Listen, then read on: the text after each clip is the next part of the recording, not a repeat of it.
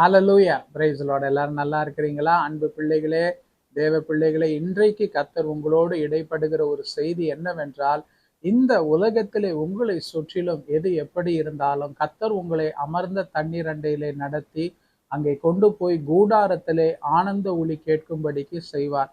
இன்னைக்கு இருக்கிற கஷ்டப்படுற கஷ்டத்தை வச்சு நாளைக்கு எதிர்காலத்தை நீங்களே நிர்ணயிச்சாதீங்க. நான் இப்படிதான் இருக்க போறேன், என்னோட ரிட்டையர்மெண்ட் லைஃப் ரொம்ப கஷ்டமா இருக்க போகுது, என்னோட எதிர்காலம் ஒரு சின்ன வேலை கிடைக்கும், அதை வச்சு நான் குடும்பத்தை நடத்துவேன், ரொம்ப கடினமா இருக்கும்னு சொல்லி, இல்ல நீங்க நல்ல ஜெபிக்கிற ஒரு தாயாரா இருந்தா உங்களுக்கு பிள்ளைகள் மிகவும் கடினமான சவால்களை சந்தித்திருந்தா, என்னோட பிள்ளைகளோட எதிர்காலம் என்னோட எதிர்காலம் இப்படிதான் இருக்க போகுது அப்படின்னு சொல்லி இன்னைக்கு நீங்க படுற கஷ்டத்தை வச்சு நீங்க தீர்மானம் பண்ணாதீங்க. கர்த்தர் தெளிவாய் காண்பித்த அந்த தரிசனம், அமர்ந்த தண்ணீரண்டையில நான் என் பிள்ளைகளை கொண்டு போவேன், அவர்கள் கூடாரத்திலே என்னை துதிக்கும் துதி ஒலி, ஆனந்த துதி ஒலி கேட்கும் என்று ஆண்டவர் சொன்னார். ஆமென்.